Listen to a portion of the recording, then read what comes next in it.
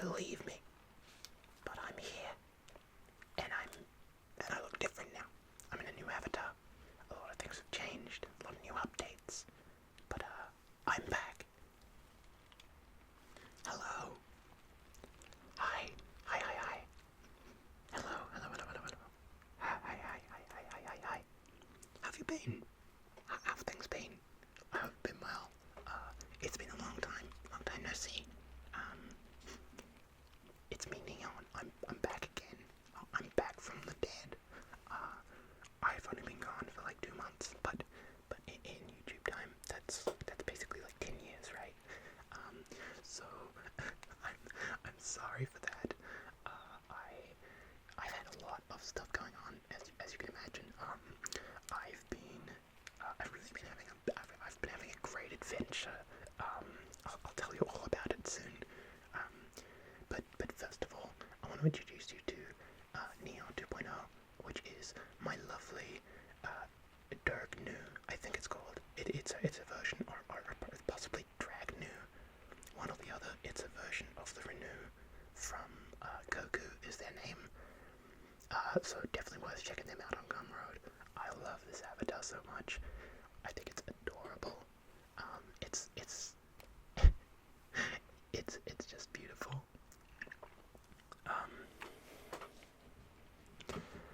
I'm still figuring out the gestures, so bear with me while I learn those.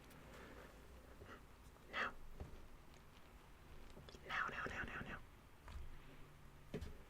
Where has Neon been for the last 2 months? How does one excuse this absence? Where do they think they've been? Okay, I'll tell you. On an adventure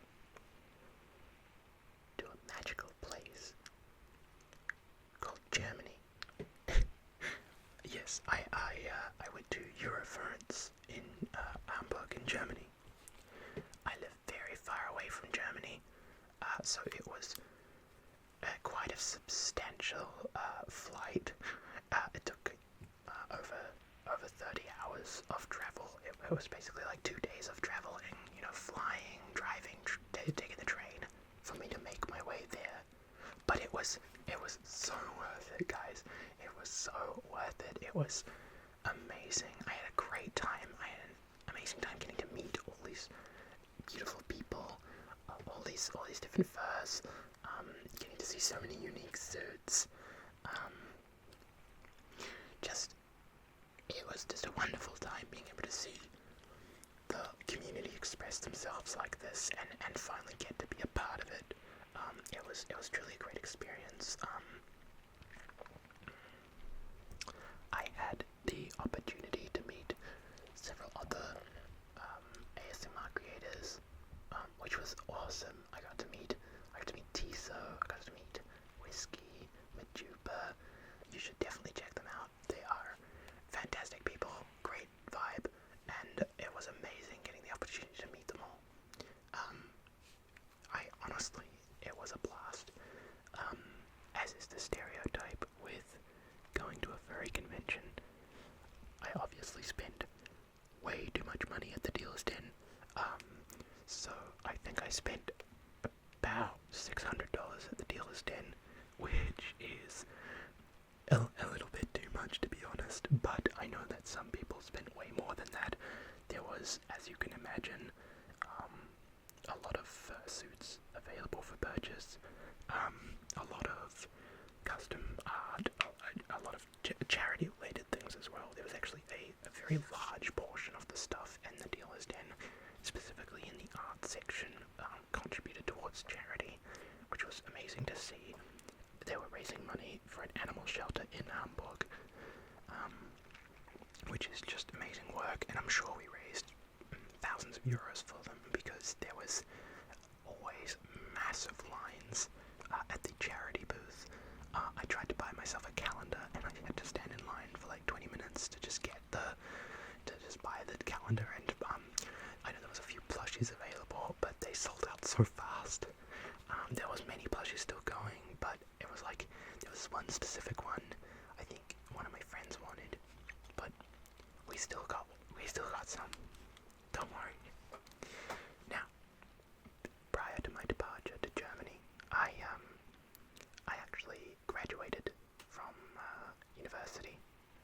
so this was only just a couple months ago, which actually, as you can imagine, coincides with my absence from YouTube.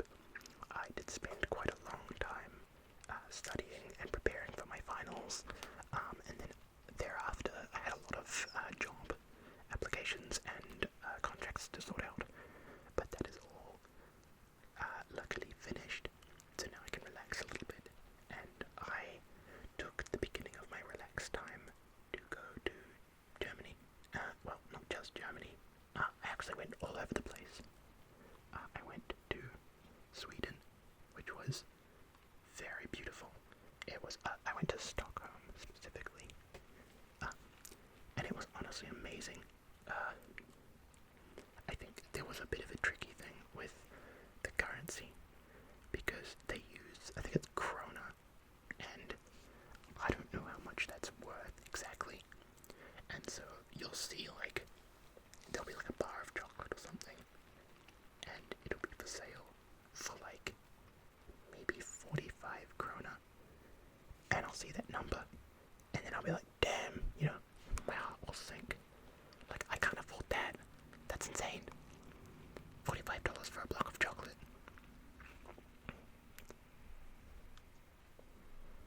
But don't worry, not actually $45. More like 5 or something like that.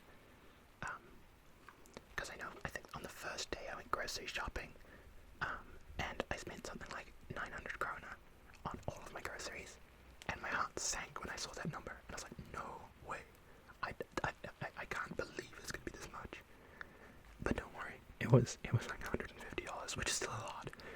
But I also bought like a week's worth of groceries because I was staying in this apartment building, so I needed to have, you know, fruits, vegetables, and just other like meat and stuff to cook up for the week.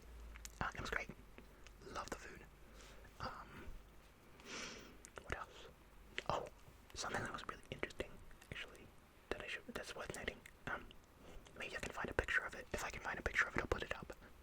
But Sweden had these, like, fast food places, which it had like a payment terminal in the middle, and then sort of like PO boxes, I guess you could say, like little postal boxes, and inside of each one was like fries or burgers or, you know, whatever. And so the whole idea is that you just tap your Visa card on the little payment terminal, and then you just grab whatever window you want, open it up, and it just charges you for that window that you opened, and then you can just grab the burger and eat it right away. Like they took the concept of fast food and made it fast. It's instant food basically, right? Like you just go up and you just grab whatever you want, and then boom, you just eat it. And it was actually, like, I loved the concept so much. I thought it was an amazing thing that I wish we had in my country, because like just the sheer convenience, you know, it's literally like zero wait fast food. You just pay it, grab it, go. I can't attest to the quality of the food because I only tried a little bit. I had this like vegetarian burger. It was okay. It wasn't the best burger I'd ever had, but it was you know, for the price and for the time that I had to wait, which was literally no time at all. It was okay.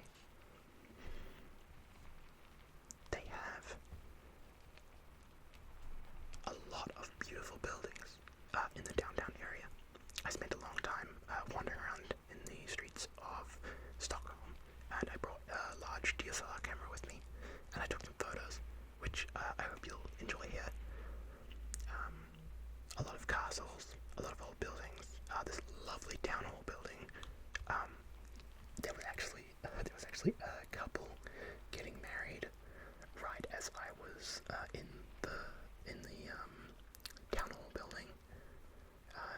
Actually, there was 2 different people getting married, like 2 separate weddings going on in 2 parts of the city at the same time, because I wandered off from there and I went to like a separate section where there was like a harbour. I might have a photo of it. Obviously the wedding won't be in it because I'm not taking photos of them, but you might be able to see if I have a photo of it, sort of where I was wandering, and it was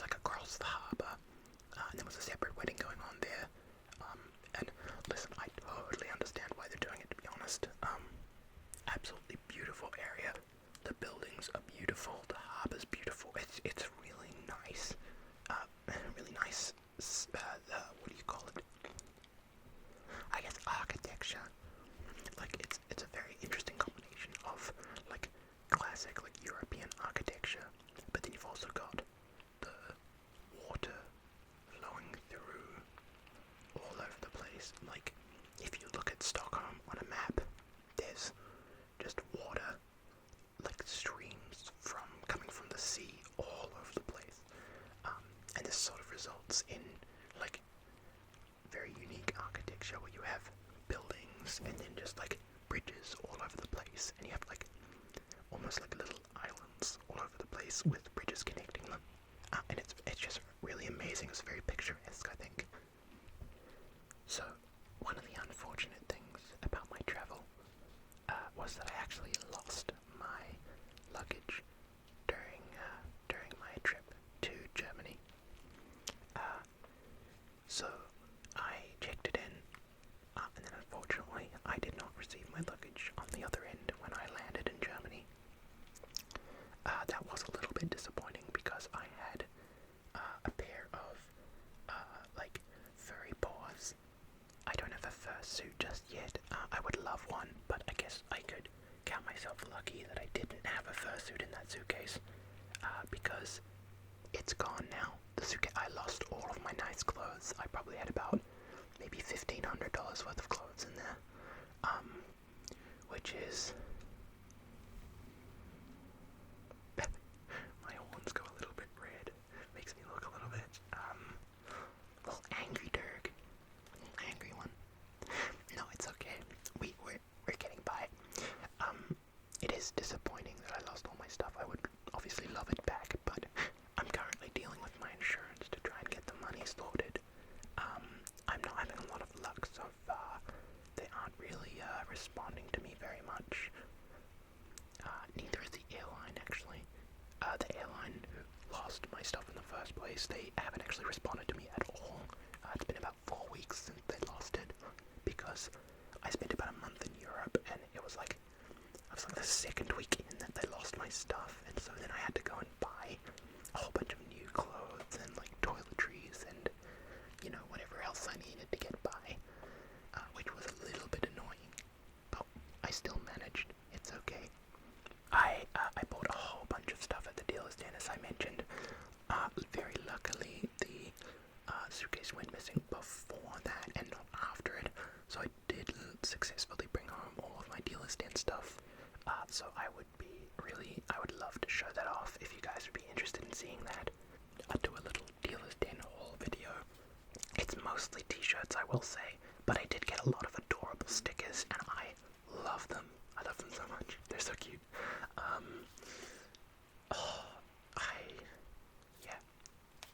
Eurofurence was fantastic. I will say it was my first furry convention experience. So it was a rather large convention to start off with. The convention that runs in my area has about maybe 400 attendees per year, whereas Eurofurence, I think we had about 6,500 attendees or thereabouts.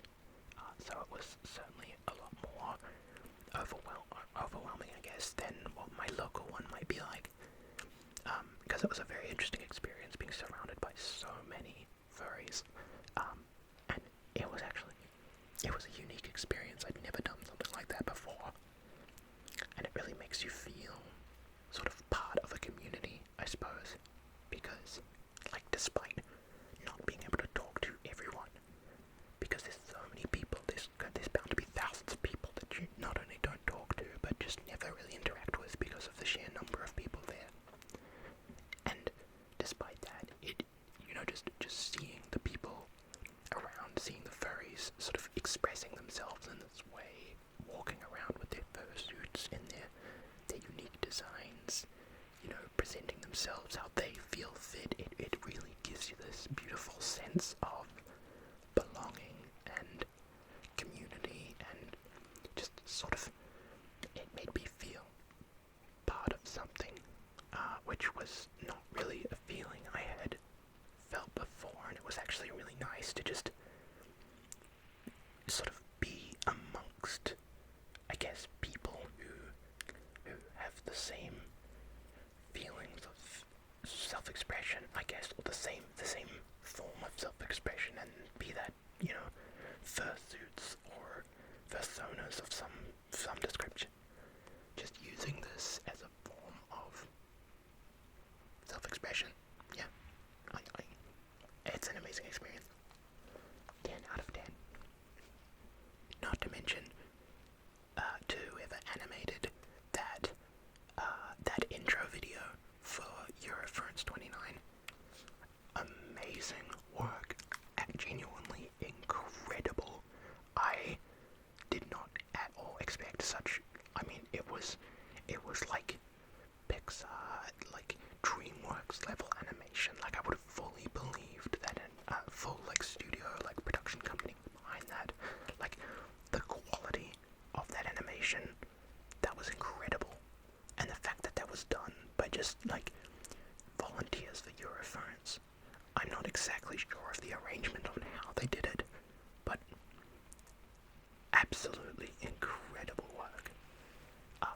If I can find part of it, I might put up a screenshot of it just so you can see some of what the animation was like.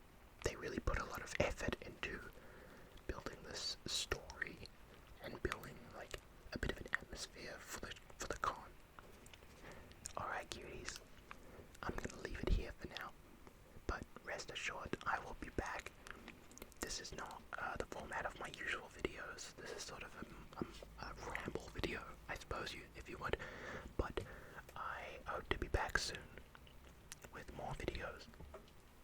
I miss you all, and I hope you have an amazing sleep or amazing rest of your day, wherever you are, whatever you're doing.